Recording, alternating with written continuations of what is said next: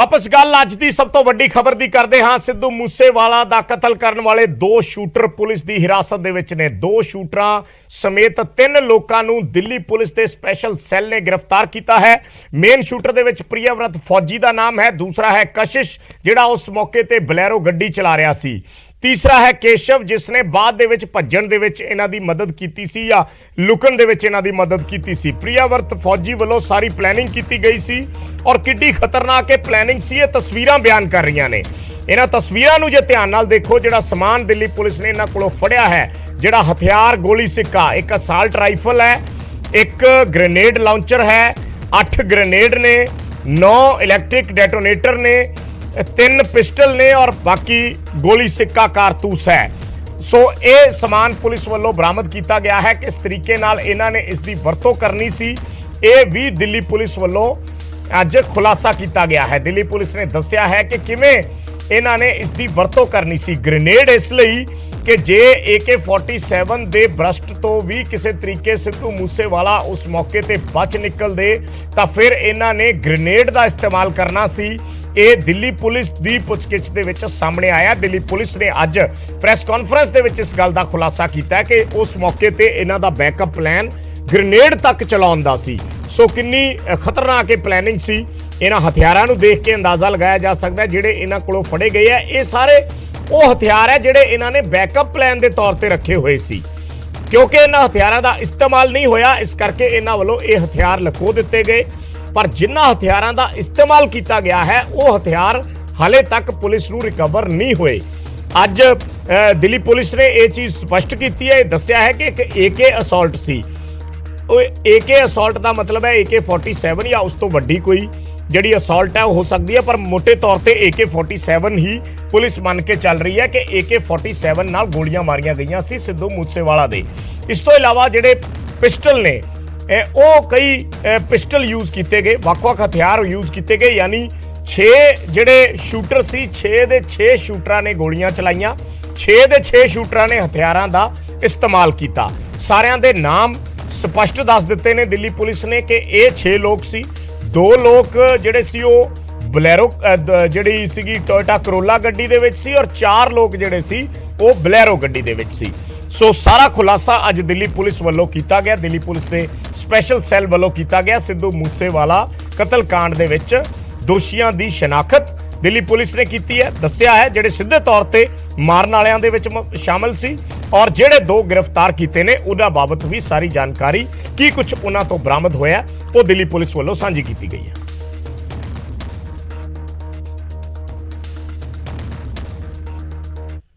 में 3 आरोपियों को गिरफ्तार करके लाई है और यहाँ पे देख सकते हैं कि यहाँ पर कई लोगों को गिरफ्तार करने के बाद और कितने लोग हैं आपके स्पेशल सेल 3 लोगों को गिरफ्तार करने के बाद लाई है और उसके बाद आगे पूछताछ की जाएगी। ये फौजी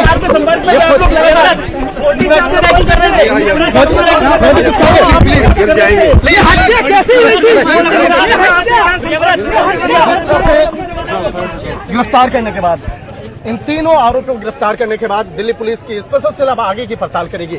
किस तरह से सिद्धू मूसेवाला मामले में उसकी हत्या की गई और किस तरह से देखिए 3 आरोपियों को स्पेशल सेल की टीम अब लेकर यहां से निकल रही है। स्पेशल सेल के दफ्तर में ले जाकर आगे की पूछताछ की जाएगी। वीडियो जर्नलिस्ट योगेंद्र के साथ शंकर आनंद, न्यूज़ 18 दिल्ली। तो दिल्ली पुलिस वालों इन्हां 3 नूं गिरफ्तार किया गया। एक वड्डा खुलासा अज दिल्ली पुलिस ने इस मामले दे विच कीता है क्योंकि पंजाब पुलिस ने जिहड़े 10-11 लोग हुण तक गिरफ्तार किए ने समेत लॉरेंस बिश्नोई, उन्हां दी भूमिका बारे तो सारी जानकारी दे दी गई सी, पर शूटर्स की जिहड़ी जानकारी सी वो मिसिंग सी। शूटर किहड़े-किहड़े ने, किस तरीके नाल उन्हां वल्लों इस कतलकांड नूं अंजाम दिता गया सी, ये सारी जानकारी अज दिल्ली पुलिस के स्पैशल सैल ने साझी की है। GPS धालीवाल जिहड़े दिल्ली पुलिस के सीनियर कमिश्नर ऑफ पुलिस ने उन्हां वल्लों ये जानकारी जिहड़ी सी ये अज प्रैस कॉन्फ्रेंस दौरान साझी की गई। 6 शूटरां ने गोलियां चलाईयां। एक बारी फिर दस दिंदे आ सारा वाकया। हथियारां दीयां तस्वीरां असीं नाल-नाल दिखा रहे हैं जिहड़े अज इन्हां कोलों रिकवर किए गए ने। वार-वार ग्रेनेड का जिक्र हुंदा है क्योंकि ये अपने आप च बड़ा चुकाउण वाला खुलासा है।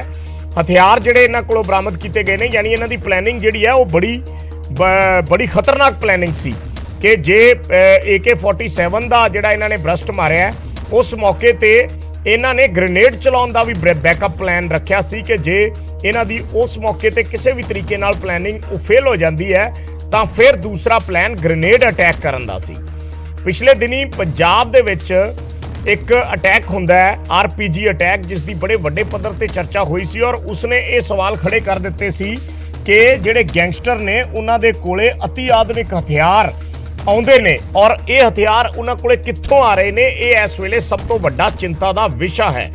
ਔਰ ਹੁਣ ਇਸ ਮਾਮਲੇ ਦੇ ਵਿੱਚ ਦੂਸਰਾ ਖੁਲਾਸਾ ਸਿੱਧੂ ਮੂਸੇਵਾਲਾ ਦੇ ਕਤਲकांड ਦੇ ਵਿੱਚ ਵੀ ਇਹ ਹੁੰਦਾ ਹੈ ਕਿ ਆਰੋਪੀ ਜਿਹੜੇ ਸੀ, ਸ਼ੂਟਰ ਜਿਹੜੇ ਸੀ, ਉਹ ਗ੍ਰੇਨੇਡ ਨਾਲ ਲੈ ਕੇ ਘੁੰਮ ਰਹੇ ਸੀ, ਡੈਟੋਨੇਟਰ ਨਾਲ ਲੈ ਕੇ ਘੁੰਮ ਰਹੇ ਸੀ, ਰਾਕਟ ਜਿਹੜਾ ਗ੍ਰੇਨੇਡ ਲਾਂਚਰ ਹੈ ਉਹ ਨਾਲ ਲੈ ਕੇ ਘੁੰਮ ਰਹੇ ਸੀ, ਜਿਸ ਗ੍ਰੇਨੇਡ ਲਾਂਚਰ ਦੇ ਨਾਲ ਇਹਨਾਂ ਨੇ ਗ੍ਰੇਨੇਡ ਅਟੈਕ ਕਰਨਾ ਸੀ।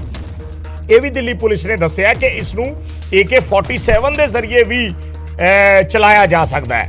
ਸੋ ਗ੍ਰੇਨੇਡ ਲਾਂਚਰ, ਇਹ ਤਸਵੀਰਾਂ ਅਸੀਂ ਪੈਟਰੋਲ ਪੰਪ ਦੀਆਂ ਦਿਖਾ ਰਹੇ ਹਾਂ ਜਿਹੜੀਆਂ ਕੁਝ ਦਿਨ ਪਹਿਲਾਂ CCTV ਤਸਵੀਰਾਂ ਨਿਊਜ਼ 18 ਨੇ ਨਸ਼ਰ ਕੀਤੀਆਂ ਸੀ।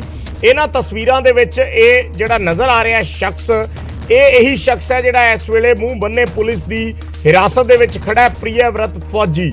ਉਹੀ ਬਲੈਰੋ ਗੱਡੀ ਹੈ, ਉਹੀ ਦਿੱਲੀ ਦਾ ਨੰਬਰ ਲੱਗਿਆ ਹੋਇਆ ਹੈ ਔਰ ਇਹਨਾਂ ਨੇ ਇੱਕ ਫਤਿਆਬਾਦ ਦੇ ਪੈਟਰੋਲ ਪੰਪ ਤੋਂ ਤੇਲ ਪਵਾਇਆ ਸੀ। ਉੱਥੇ ਜਿਹੜੀ ਉਹ ਰਸੀਦ ਸੀ ਤੇਲ ਦੀ, ਉਹ ਗੱਡੀ ਦੇ ਵਿੱਚ ਪਈ ਸੀ। ਜਦੋਂ ਇਹ ਬਲੈਰੋ ਗੱਡੀ ਛੱਡ ਕੇ ਭੱਜੇ ਤਾਂ ਪੁਲਿਸ ਨੇ ਉਸ ਰਸੀਦ ਦੇ ਆਧਾਰ ਤੇ ਇਹਨਾਂ ਨੂੰ ਫੋਲੋ ਕੀਤਾ, ਇਹਨਾਂ ਦੀਆਂ ਗਤੀਵਿਧੀਆਂ ਨੂੰ ਚੈੱਕ ਕੀਤਾ ਤਾਂ ਫਤਿਆਬਾਦ ਦੇ ਪੈਟਰੋਲ ਪੰਪ ਤੋਂ ਇਹਨਾਂ ਦੀ CCTV ਫੁਟੇਜ ਨਿਕਲੀ, ਜਿੱਥੇ ਪ੍ਰਿਯਵਰਤ ਫੌਜੀ ਤੇ ਇੱਕ ਇਹਦਾ ਹੋਰ ਸਾਥੀ ਸੀ, ਦੋਨਾਂ ਨੇ ਇੱਥੋਂ ਤੇਲ ਪਵਾਇਆ। ਇਹ ਇਸ ਘਟਨਾ ਨੂੰ ਅੰਜਾਮ ਦੇਣ ਤੋਂ ਪਹਿਲਾਂ ਦੀ ਤਸਵੀਰ ਹੈ, ਜਦੋਂ ਇਹ ਬਲੈਰੋ ਗੱਡੀ ਲੈ ਕੇ ਪੰਜਾਬ ਆਏ। ਇਹ ਉਸ ਤੋਂ 1-2 ਦਿਨ ਬਾਅਦ ਦੀ ਗੱਲ ਹੈ। ਇਹ ਤਸਵੀਰਾਂ ਉਸ ਘਟਨਾਕ੍ਰਮ ਤੋਂ, ਉਸ ਕਤਲकांड ਤੋਂ 1-2 ਦਿਨ ਪਹਿਲਾਂ ਦੀਆਂ ਨੇ। ਸੋ ਇਹਨਾਂ ਤਸਵੀਰਾਂ ਦੇ ਵਿੱਚ ਪ੍ਰਿਯਵਰਤ ਫੌਜੀ ਦੀ ਭੂਮਿਕਾ ਦਾ ਪਤਾ ਲੱਗਿਆ ਸੀ, ਇਸ ਕਤਲकांड ਦੇ ਵਿੱਚ ਸ਼ਮੂਲੀਅਤ ਦਾ ਪਤਾ ਲੱਗਿਆ ਸੀ। ਦੂਸਰਾ ਜਿਹੜਾ ਆਰੋਪੀ ਹੈ ਪ੍ਰਿਯਵਰਤ ਫੌਜੀ ਦੇ ਨਾਲ, ਉਹ ਅੰਕਿਤ ਸਿਰਸਾ ਹੈ। ਅੰਕਿਤ ਸਿਰਸਾ ਨੇ ਵੀ ਉਸ ਮੌਕੇ ਤੇ ਗੋਲੀਆਂ ਚਲਾਈਆਂ ਸਿੱਧੂ ਮੂਸੇਵਾਲਾ ਦੇ ਕਤਲकांड ਦੇ ਵਿੱਚ। ਸਿੱਧਾ ਅੰਕਿਤ ਸਿਰਸਾ ਵੀ ਇਨਵੋਲਵ ਹੈ। ਇਸ ਬਾਬਤ ਵੀ ਦਿੱਲੀ ਪੁਲਿਸ ਨੇ ਖੁਲਾਸਾ ਕਰ ਦਿੱਤਾ ਹੈ, ਪਰ ਕਿਉਂਕਿ ਇਹ ਅਲੱਗ-ਅਲੱਗ ਭੱਜੇ ਸੀ, ਇਸ ਕਰਕੇ ਇਹ ਅੰਕਿਤ ਸਿਰਸਾ ਹਾਲੇ ਪੁਲਿਸ ਦੀ ਗ੍ਰਿਫਤ ਤੋਂ ਬਾਹਰ ਹੈ। ਕਸ਼ਿਸ਼ ਨੂੰ ਪੁਲਿਸ ਨੇ ਗ੍ਰਿਫਤਾਰ ਕਰ ਲਿਆ ਹੈ, ਪ੍ਰਿਯਵਰਤ ਫੌਜੀ ਨੂੰ ਪੁਲਿਸ ਨੇ ਗ੍ਰਿਫਤਾਰ ਕਰ ਲਿਆ ਹੈ, ਪਰ ਅੰਕਿਤ ਸਿਰਸਾ ਤੇ ਦੀਪਕ ਮੁੰਡੀ ਇਹ ਦੋਨੇ ਹਾਲੇ ਤੱਕ ਫਰਾਰ ਨੇ, ਕਿਉਂਕਿ 2 ਸ਼ੂਟਰ ਜਿਹੜੇ ਸੀ ਉਹ ਮੋਨੂ ਡਾਗਰ ਨੇ ਪ੍ਰੋਵਾਈਡ ਕਰਵਾਏ ਸੀ। ਇੱਕ ਸ਼ੂਟਰ ਨੂੰ ਪ੍ਰਿਯਵਰਤ ਫੌਜੀ ਆਪਣੇ ਨਾਲ ਲੈ ਕੇ ਆਇਆ ਸੀ ਔਰ ਇੱਕ ਜਿਹੜਾ ਤੀਸਰਾ ਮੋਡਿਊਲ ਸੀ ਉਹ ਪੰਜਾਬ ਦੇ 2 ਸ਼ੂਟਰ ਸੀ, ਮਨਪ੍ਰੀਤ ਮੰਨੂ ਤੇ ਜਗਰੂਪ ਰੂਪਾ। ਯਾਨੀ 3 ਮੋਡਿਊਲ ਸੀ ਟੋਟਲ, ਜਿਹਦੇ ਚੋਂ 2 ਮੋਡਿਊਲ ਇੱਕੋ ਹੀ ਗੱਡੀ ਬਲੈਰੋ ਦੇ ਵਿੱਚ ਸਵਾਰ ਸੀ, 4 ਲੋਕ, ਔਰ 2 ਜਣੇ ਜਿਹੜੇ ਸੀ ਉਹ ਜਿਹੜੀ ਟੋਇਟਾ ਕਰੋਲਾ ਗੱਡੀ ਸੀ ਉਸ ਦੇ ਵਿੱਚ ਸਵਾਰ ਸੀ। ਟੋਇਟਾ ਕਰੋਲਾ ਗੱਡੀ ਮੂਹਰੇ ਲਾ ਕੇ ਇਹਨਾਂ ਵੱਲੋਂ ਟੋਇਟਾ ਕਰੋਲਾ ਦੀ ਟੱਕਰ ਮਾਰੀ ਗਈ ਸਿੱਧੂ ਮੂਸੇਵਾਲਾ ਦੀ ਥਾਰ ਨੂੰ ਰੋਕਣ ਦੇ ਲਈ। ਸਿੱਧੂ ਮੂਸੇਵਾਲਾ ਦੀ ਥਾਰ ਨੂੰ ਰੋਕਿਆ ਗਿਆ ਔਰ ਥਾਰ ਨੂੰ ਰੋਕਦੇ ਹੀ ਇਹਨਾਂ ਨੇ ਤਾਬੜਤੋੜ ਫਾਇਰਿੰਗ ਜਿਹੜੀ ਸੀ ਉਹ ਸਿੱਧੂ ਮੂਸੇਵਾਲਾ ਤੇ ਕਰ ਦਿੱਤੀ। ਪਿੱਛੇ ਬਲੈਰੋ ਗੱਡੀ ਦੇ ਵਿੱਚ ਪਿੱਛੇ ਚੱਲ ਰਹੇ ਸੀ ਨਾਲ, ਤਾਂ ਬਲੈਰੋ ਗੱਡੀ ਚੋਂ ਵੀ ਇਹਨਾਂ ਨੇ ਉੱਥੇ 4 ਨੇ, ਕਸ਼ਿਸ਼, ਦੀਪਕ, ਪ੍ਰਿਯਵਰਤ ਫੌਜੀ ਤੇ ਚੌਥਾ ਜਿਹੜਾ ਅੰਕਿਤ, ਇਹਨਾਂ 4 ਨੇ ਤਾਬੜਤੋੜ ਗੋਲੀਆਂ ਚਲਾਈਆਂ ਔਰ AK-47 ਵਰਤੀ ਗਈ। AK-47 ਦਾ ਬਰਸਟ ਮਾਰਿਆ, ਜਿਸ ਨਾਲ ਸਿੱਧੂ ਮੂਸੇਵਾਲਾ ਦੇ ਅਣਗਿਣਤ ਗੋਲੀਆਂ ਲੱਗੀਆਂ ਤੇ ਮੌਕੇ ਤੇ ਹੀ ਉਹਨਾਂ ਦੀ ਮੌਤ ਹੋ ਗਈ।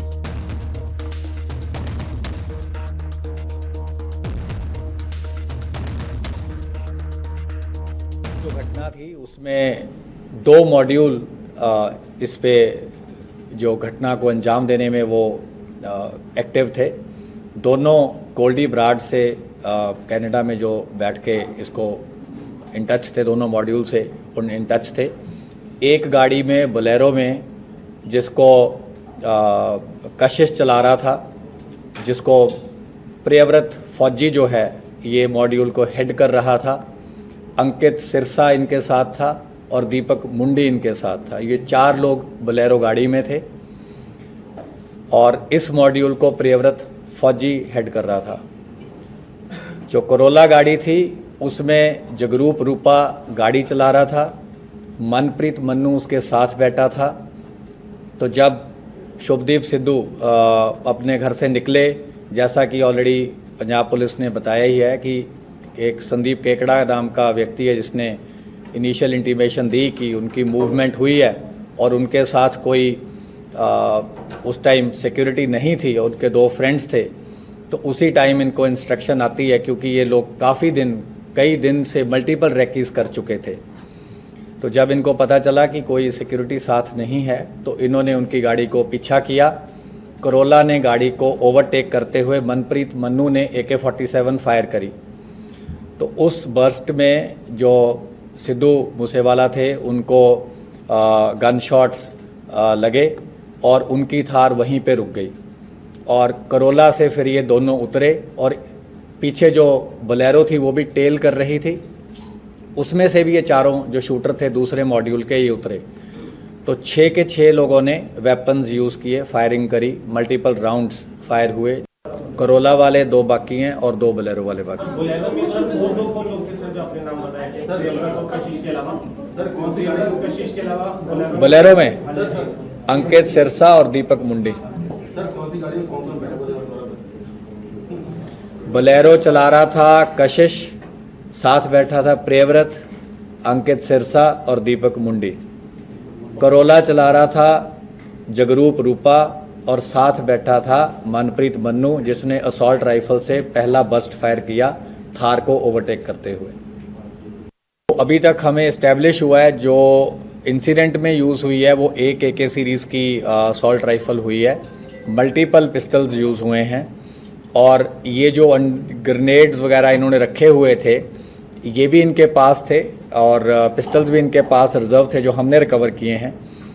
तो ये इंसिडेंट में इन्होंने बैकअप के लिए रखे थे कि अगर बाय चांस कुछ ऐसा होता है कि इनकी पिस्टल से या ऑटोमेटिक वेपन से बात नहीं बनती तो इन्होंने ये ग्रेनेड भी इस इंसिडेंट में यूज़ करने थे।